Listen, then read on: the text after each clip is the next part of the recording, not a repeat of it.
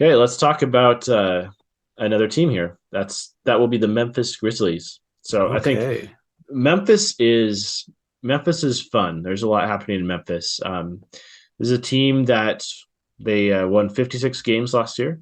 I believe they finished in second place in the West, which kind of came out of nowhere. Like at the start of the season, no one was projecting Memphis to be a number two seed in the Western Conference, but Yeah. they did it. We saw a big leap from Ja. They're not projected to do as well this year. I think a lot of that probably just comes down to the Jaren Jackson injury. He's going to miss the start of the season. We'll see how long he's out. But hmm yeah, what are you excited about Memphis this upcoming season?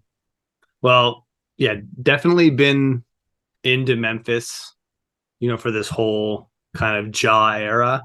I know that he definitely has been a player that has not only been exciting to watch on the court, but has really created a fan identity over there in a way you don't really see whenever I tune into Memphis games. You can just kind of feel the energy of just sort of like people are excited about this whole era, and it has turned Yeah, into a top to bottom culture. And they're a team that has been able to morph into more of a defensive identity whenever Ja is out, which has allowed them to be like extraordinarily resilient, which is why a lot of people are thinking maybe they will be fine as Jaren Jackson Jr. misses the first part of the season. They withstood worse injuries last year. I think their power forward rotation is a big question to start the season.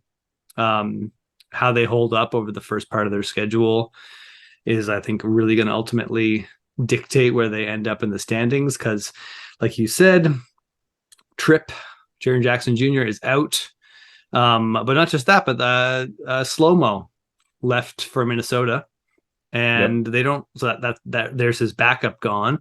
Um, Brandon Clark was not someone who they played a ton of minutes with Steven Adams last year, so it's like not clear and obvious that they're just going to slide in Brandon Clark into that starting lineup and run their same sets. They did a whole lot of stuff with like Brandon Clark as a sort of small ball center running pick and roll with Ja and just like giving them this extra source of rim pressure. So it'll be and a lot of their other guys are just like really small.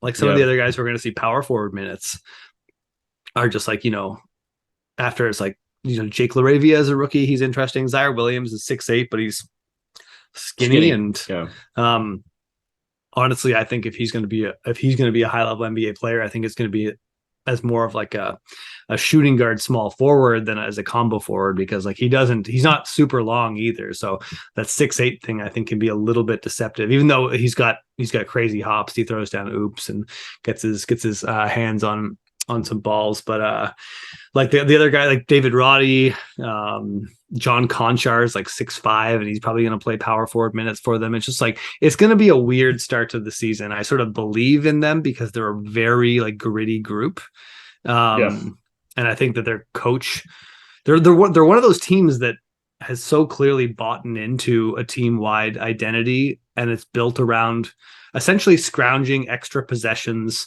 and playing ultra aggressive. Everyone on that team is empowered to like rip their way to the bucket, even if it's not the most efficient play. And it helps them be a great offensive rebounding team.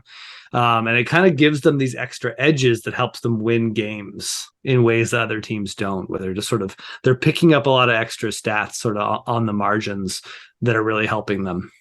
yeah. And one way they do that is offensive rebounding. I mean, they recently extended Steven Adams. They just gave him a 2-year, 25 million extension.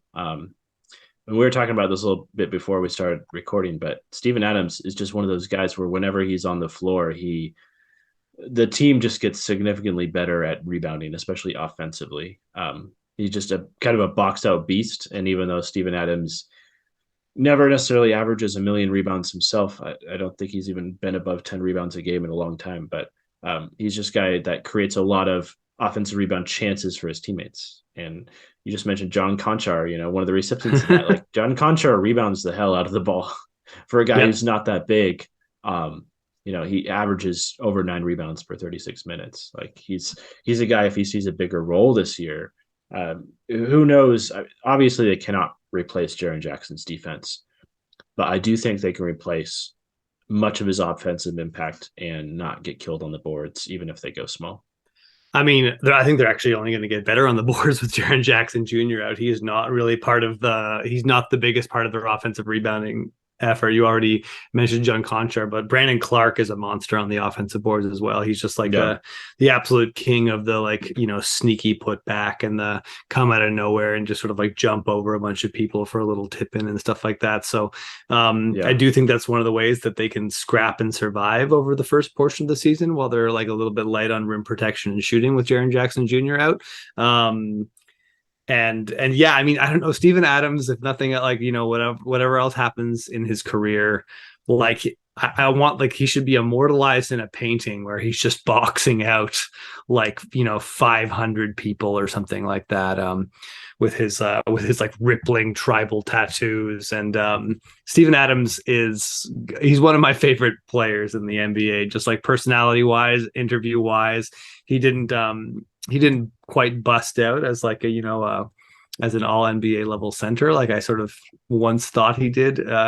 Once thought he might when I was following him in the draft many moons ago. But yeah, I mean, Steven Adams just deserves. It should be more acknowledged that there's just no other player that has singular impact on a single team statistic like Steven Adams does with rebounding. This isn't just Memphis. This is New Orleans last year. This is OKC. Basically every year they started Steven Adams, they were just, a top 3 offensive rebounding and overall rebounding team. So, if other people aren't noticing, Mr. Adams, we see you. Yeah, him and Robin Lopez are really soulmates. Iconic for boxing out. We had the picture of media day where Robin Lopez was just asked to do something he would normally do on a basketball court, and he went into a faux box out statements. Yeah. But top 5 box out guys, top 5 personalities in the NBA. One thing I wanted to bring up with you, with the Jaren Jackson injury, and you kind of mentioned like the bit of a defensive fall off there, and I'm really curious about Brandon Clark. And the reason why is as a big Gonzaga fan, I watched a lot of Brandon Clark in college. He was one of the better rim protectors I've ever seen in college. And obviously he's a little bit less undersized in the college game just because a lot of times they don't quite have as much size in college, especially at the wing positions. But Brandon Clark actually, crazy stat, he blocked more shots during his final season in college than he missed offensively. Wow. So just a crazy combination of a lot of blocks plus a really high field goal percentage. I mean, he wasn't really shooting outside of the paint hardly ever. But that has not been his role in Memphis. He typically shares the court with a center, or Jaren Jackson slides over and protects the paint when they're both in the game together. And I'm kind of curious. I mean, if he's being the full-time backup 5 and Jaren Jackson isn't there, is he going to be allowed to maybe try his hand at protecting the rim a bit more? I mean, he's one of the weirdest players in the NBA. And I think I hope that he continues to be one of the weirdest players in the NBA, and he carves out a long career doing that. I think even when he was coming into the draft, we knew that he was a unique player, a player that was hard to find a comparison with. I remember people saying like Sean Marion, Clark. Clark doesn't have prototypical length for an undersized player. Like he's about 6'8", and he does not have long arms, but he just has these elevator hops, like just like absolute elite teleportation hops where he just appears above the rim. And then he has that incredible timing as well. Yeah. Whether it's rebounding or contesting a shot And then the thing that has really worked out for him in the NBA is he just has like silly touch on his floater. Like he'll launch floaters from the foul line or like from a couple steps, and they go in a reasonable amount. I mean, this is a guy who's shooting close to 60% for his career. Like, and that's not like he's only getting dunks. Like you'd see that field goal percentage and assume that he was just a drive and dunk, like pick and roll partner. But no, he's launching floaters from everywhere. Yeah.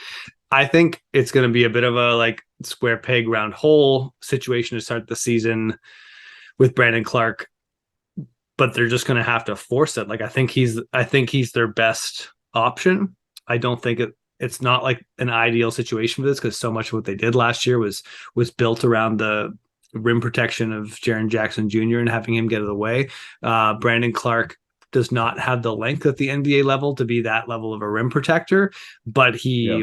it would be interesting to see. I feel like he's been used more as an offensive piece in his career in the NBA, like as a sort of like plucky rebounder and unorthodox like finisher who can really get you some high efficiency possessions. So I like that thought. Like, is there sort of a level, like based off what we saw from him in college, can he scale up a little bit defensively in a larger role? Because they might have to start him, right? Like it's a weird fit with him and Steven Adams because they're both sort of like finishers, but Steven Adams isn't really like a finisher. He's more like a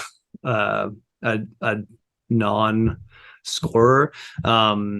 So we might see that awkward pairing and then just see them find a way to force it to work. And again, just like maul people on the offensive boards and see if Brandon Clark can do a little bit more as a rim protector. It'd be cool. I root for it. If he's got more in his game, I'd love to see it. But like you say, he's been very different from what he was in college so far. Just like sometimes it rules being 6'8" in college. It's not so great in the NBA when you're playing like, power forward and center. Well, so obviously with Jaren Jackson Jr. out, and also I think one other thing is the loss of D'Anthony Melton, who's a big bench piece for them last year. He's now in the Sixers. They're going to need someone to kind of fill that gap. The backup 2 and 3 spots, especially. So they got some rookies.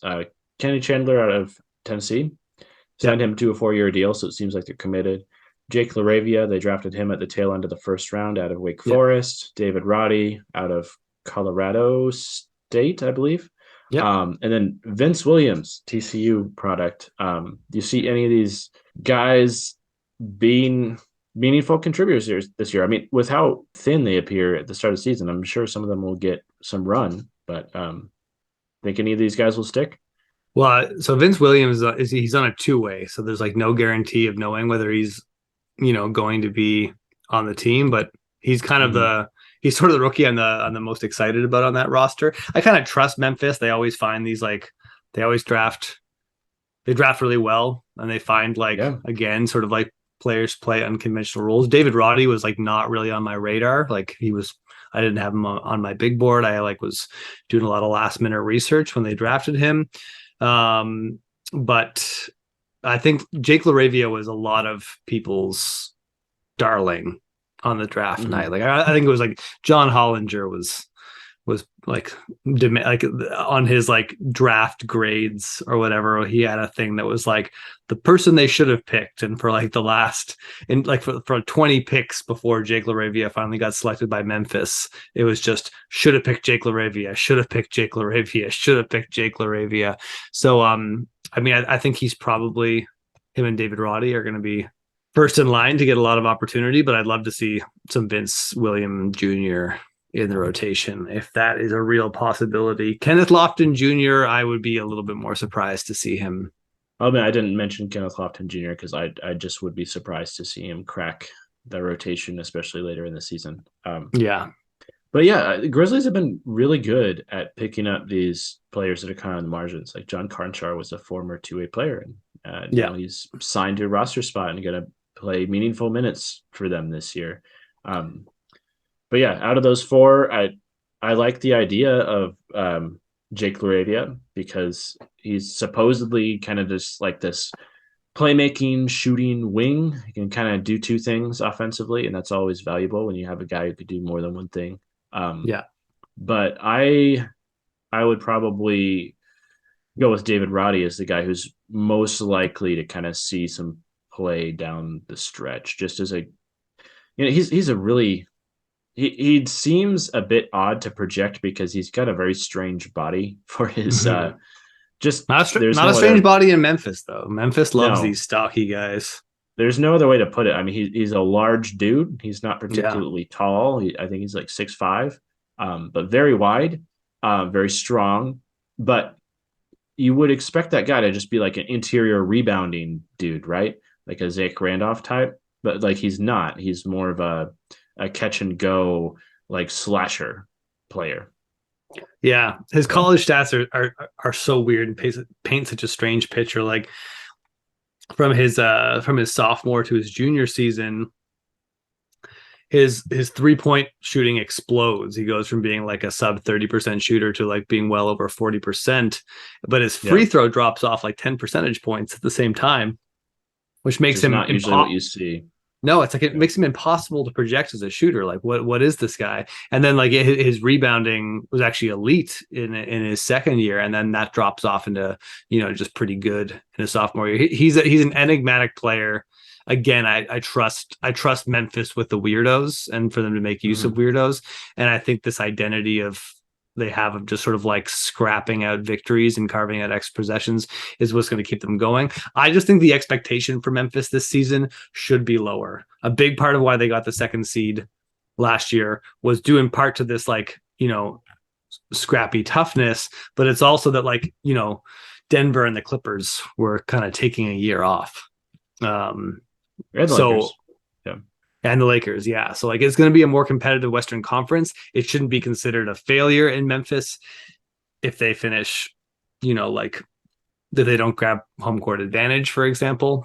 Minnesota's also completely changed their roster since last year, their first round opponent. So it's going to be. I don't really know where to project Memphis. Like I just feel like if they nab the seventh seed, I don't think that would be a failure of a season. Even though I'm sure some of their fans would feel that way. I think it was a drop off, but like I Yeah. think I also like believe in them to overachieve. So if some other teams are going to have some injury problems or they're going to struggle, I think Memphis is the team that is going to like the most likely to kind of just sneak in there and just keep gutting out wins.